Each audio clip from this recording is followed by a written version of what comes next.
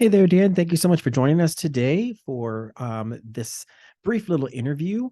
Why don't you go and tell us a little bit about yourself and your neighborhood and what encouraged you to rerun for the board? Okay. Well, first of all, my name is Dan Noeth. I currently serve on the Sweetgrass Board as the director at large. And my wife, Marie, and I moved here 4 years ago. We live in Windflower neighborhood. We love the community, love the neighborhood. And so much so that we've gotten deeply involved in the community. And 2 years ago, I decided to run for the board, and it has been a very rewarding experience. With that said, rerunning is a tremendous commitment. And until very recently, we had some illnesses in our direct family, not Maria or myself, but very close loved ones. And I just was not sure that I'd be able to provide the type of commitment that it takes to run for the board. Fortunately, both of those situations have significantly been resolved.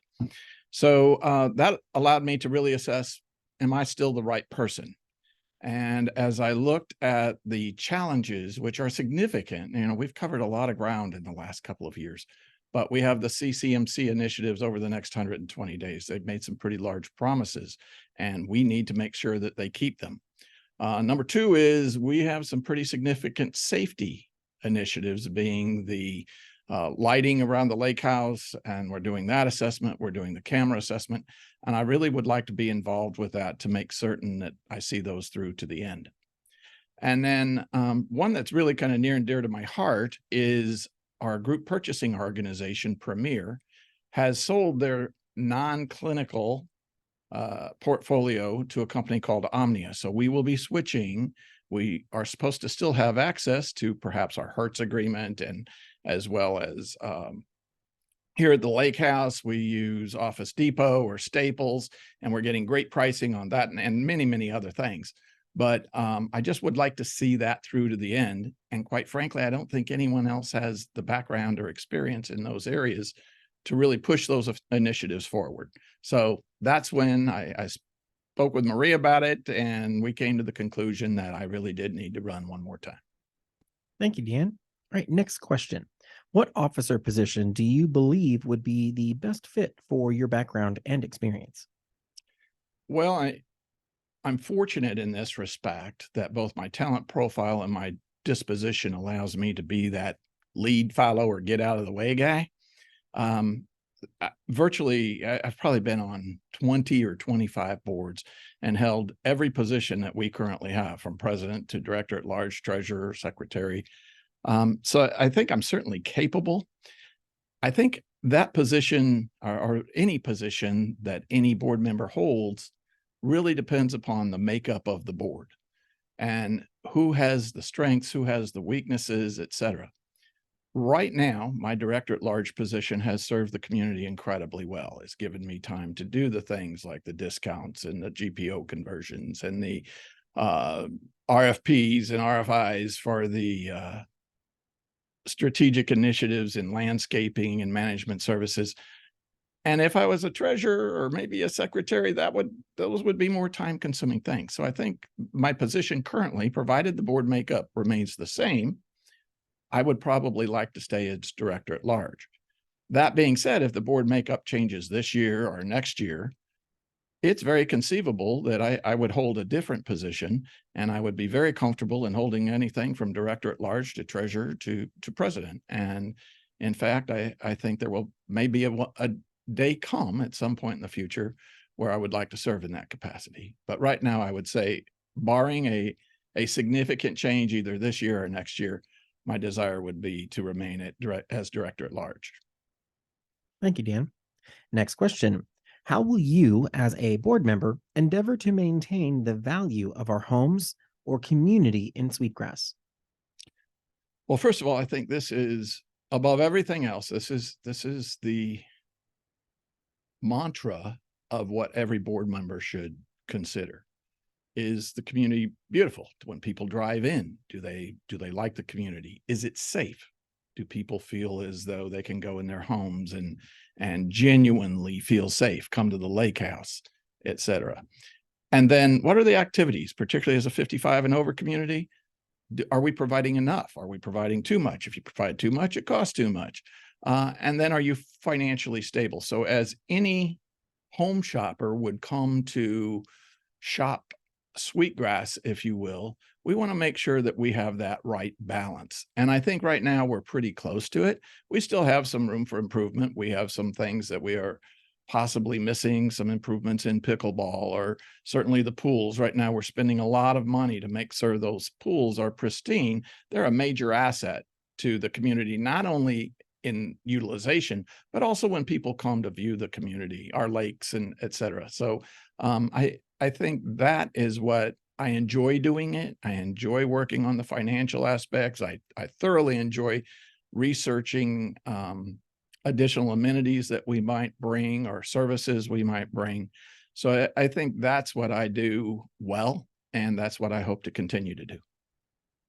Thank you. Next question. Are you prepared to strictly maintain the deed restrictions in Sweetgrass? I am prepared to strictly maintain them. I think it's what makes Sweetgrass what Sweetgrass is. We can't let that slip. With that said, I think sometimes we in the past have been a little overzealous, asking people to power wash or sending them a notice in February to power wash their driveway when it's 30 degrees outside or 105 degrees today. I think we need to be more accommodating to the needs and address them both on a seasonal basis and perhaps look at how do we manage those in a way that becomes less intrusive in people's lives. Or I mean, the last thing anybody wants is a letter from your HOA. Nobody wants that letter. So I think we need to make certain that we do that in a manner that is accommodating but firm. We have got to make certain they comply, but also that we don't feel like we are a police force coming out to manage their life. So I think one of the things that causes that is the way our covenants are written, our CCRs are written today. I envision in the next 3 to 5 years, those covenants will have to be rewritten. It is a monumental, expensive task. But nonetheless, today, I don't know, there are 80 pages and they mention the declarant 700 times or some such crazy number. Pulte will have been gone for 10 years. We don't need that in our covenant. So at some point, I think we're going to have to do the hard work and the heavy lifting to revise those documents and get the 67% of people to vote to incorporate the new ones into our community. Thank you. Next question. What is your greatest professional achievement? Actually, this would be probably one of the easiest questions for me to answer. In my prior life, prior to my becoming vice president of supply chain, I was a contract administrator over our radiology and cardiology department. And we had, if somebody made a machine, we bought it. If Siemens made it, GE, Toshiba, Philips, whoever. And if you think about why is Southwest so successful, they have one kind of airplane to maintain. They have one set of parts. All their people know exactly how to operate just that unit. So what we did was we standardized all of our equipment, our CTs, nuclear medicine cameras, our ultrasound machines, and we saved fortunes in doing so. We also increased the quality of our exam because virtually all of our clinicians and physicians became resident experts on that machine. They'd worked on them for years. And in fact, I'm probably most proud of that in the fact that that work was done from 1998 to the 2004, 2005 range. And all but one of those agreements is still in place. They have never changed it even after I left. And the one that they did replace, they completely changed to another supplier in, I want to say it was 2015 or 16.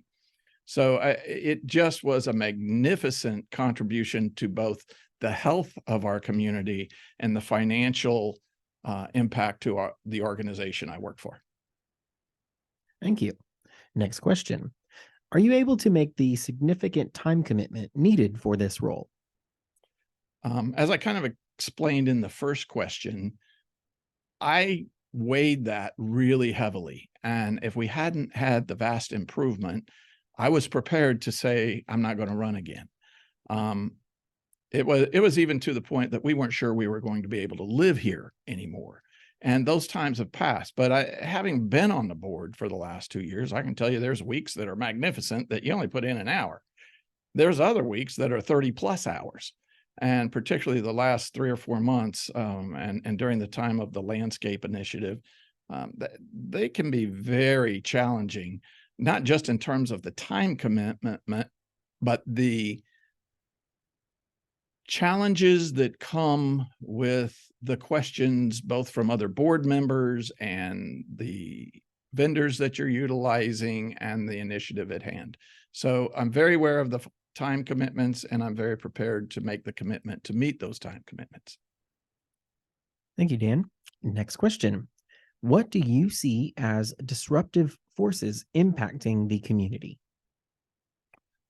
Well, unfortunately, I think one of them is internal. I think rumors and negativity within our community and many times it's just either misunderstood positions or outright falsehoods. People have asked me, hey, are we really going to do X? Are we really going to do Y? Are we going to raise the fees $100 a month or whatever it may be? And many times these rumors run rampant, and before they can be squashed, they've reached 15 or 20% of the community. And so it's really very harmful to the community. It's harmful to the board. It's harmful to the employees. And quite frankly, it's harmful to the residents because as people hear these terrible things that are going on in Sweetgrass, is that a place where you want to live? Not so much. So I think we've come a long way in reducing it, but we still from time to time have this negativity that rises and on things that a simple phone call. I would take a phone call almost any time. And if I can possibly tell you yes or no, or maybe, or I'll get back to you, I promise I'll do that. But the negativity is a big issue, and particularly when it's in falsehoods that are being spread. Secondly, inflation is hurting us just like it's hurting every homeowner in Sweetgrass and from out in the country. My personal house insurance went up 40%. Gas is back on the rise. Your utilities are up. Your car insurance is up. Everything, your grocery bill. We are not immune to that as an HOA. I'm very, very proud of the fact that over the last 2.5 years, we have only raised our fees 5% when the inflation rate's closer over that same time period, about 20%. Well, how did we do that? We managed our costs. We joined the GPO. We went out to bid for the landscaping services, the management services. We bid everything out. We postponed major initiatives like the pool. That was really supposed to be done last year. We pushed it off a whole year just in order to grab a little more money, make that pool last a little longer. That's going to be a year later, 15 years from now when we have to do it again. So I'm very proud of that, but make no mistake about it. Inflation is real to an HOA, just like it is in your household. So I think those are the two really large concerns that I have. I'm also concerned that where are our future board members going to come from? We've been kind of fortunate. We've had great candidates that ran the first time. We had candidates that renewed, but we only had one challenger last time. We only have one challenger this time. I am fearful that we need future leaders. And so I am concerned that I hope people right now will be thinking about a year from now, because there are some folks that will not be rerunning either next time or the time after that. So I would ask everybody to reflect deeply about, if it's not you, encourage others to run. Thank you. Next question. What do you plan to do to make sure we do not lose valuable management team members? This was a really big contentious clause that was in the old CCMC agreement. Virtually, if we changed, we could not hire any of our employees. That was in our old agreement. We were able to change that it is now just our management, or if you will, exempt employees. So we do have an ability to buy that. It will cost us some money and it might be expensive, but we do have the ability to do that. So there's that point if we would ever switch. However, in the meantime, I think all employees, and I don't care whether it's a porter or a community manager, I think we need to be very cognizant of the fact that anytime you lose an employee, it's going to cost you money, it's going to cost you service, it's going to reduce morale. So my boss used to laugh at me because I would tell him often that a happy employee is a good employee. And I'm not sure that we had to have some of the departures that we had if we had made those employees happier or had we managed them better in some way. So I'm a big believer in employee surveys. I'm a big believer in salary surveys. If we're underpaying, guess what? People are going to leave. That's just the way life is. They will seek higher ground and higher pay. If they're unhappy with a micromanaging supervisor or a job task that is beneath them. I'm also a big believer in people perform best when they are doing work at the top of their talent profile. So when we're having either Stephen or Steve Messenger or Rick setting up chairs, that is not a good use of our money, nor is it a good use of their time and talent. They would much rather be planning an event or performing inspections or fixing an electrical outlet or whatever it is. So I think we need to make certain that we allow our employees to contribute at the highest level possible by keeping them at the top of their talent profile as much of the time as we possibly can. Thanks, Dan. Next question. What is one thing you would like to see done differently next year and one thing you would like to continue as is? I think the one thing that I would like to change is we need to move faster.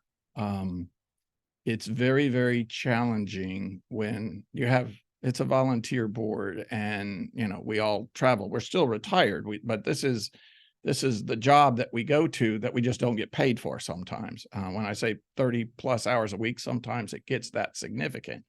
But people are gone and whatever. So it is a challenge for us to move initiatives forward more quickly. The CCMC 120-day initiative, that's going to move a lot of stuff forward very, very quickly. We're going to have to keep our eye on it, keep it moving and that sort of thing. But I think that's the type of example that we're going to have to just find a way to do things faster, be them electronically, have them bring in some outside help, whatever it is, we just need to move things faster.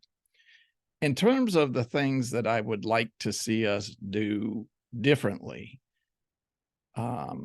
is let's get more input from our residents. You elect us thinking, well, Dan's a pretty good guy, or Lillian's a pretty good lady, and we are, but we don't necessarily always know. So I would like to see more resident surveys. I would like to know your satisfaction level. I would like to know the key improvements that you have. We hear it from clubs. We hear it from representatives within the community, but we don't hear it in the broad base.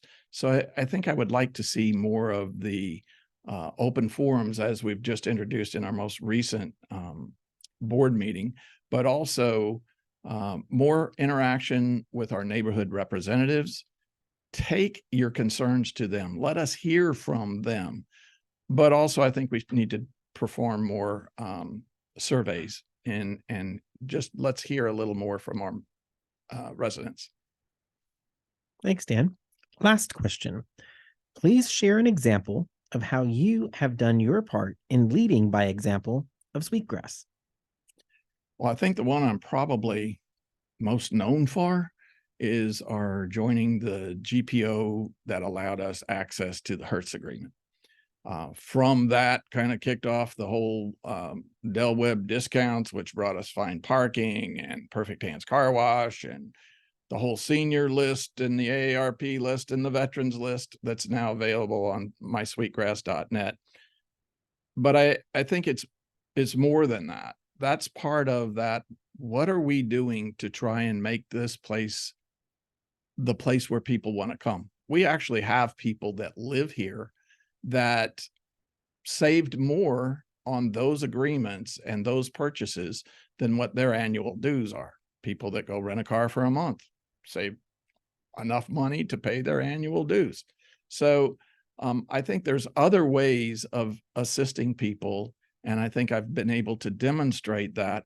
I also am a member of the IT help desk, and we certainly have a magnificent following. Last week we were almost overloaded, and it's everything from people needing assistance resetting passwords, setting up an Apple Watch, or copying files over. I have one this week. Somebody got a new GoPro camera and they're wanting assistance in setting that up. So I think I have set the example, like many. I would say Sweetgrass is an amazing place from volunteerism.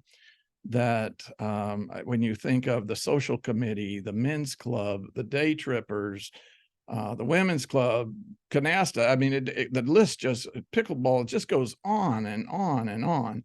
But I think we are very blessed here to have people that volunteer to help keep us safe, like the Neighborhood Watch group. That is a very active, very proactive group that helps make us all safe.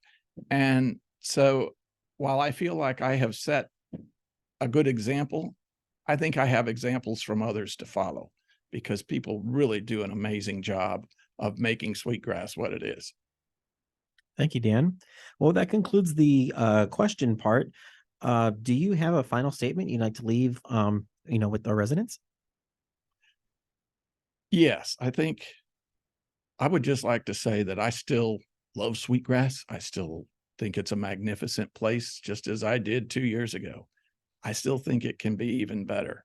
I think we're going to see some pretty rapid change here in the next 6 months, and I hope that is the case. But I also want to say that we need to set a tone for the future.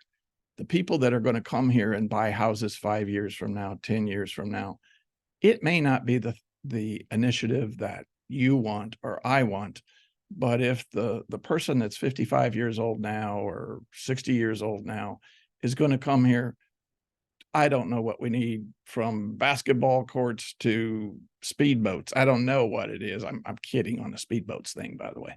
But I do know that we are going to have to continue to change, continue to progress, and make Sweetgrass what the next generation wants in order to keep our community thriving and wanting people to come here and, in fact, maybe pay a premium to come here and live.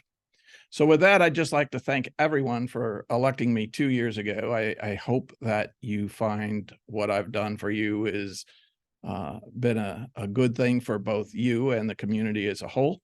And I ask that you vote for me again and let me serve you for another 2 years. Thank you, Dan.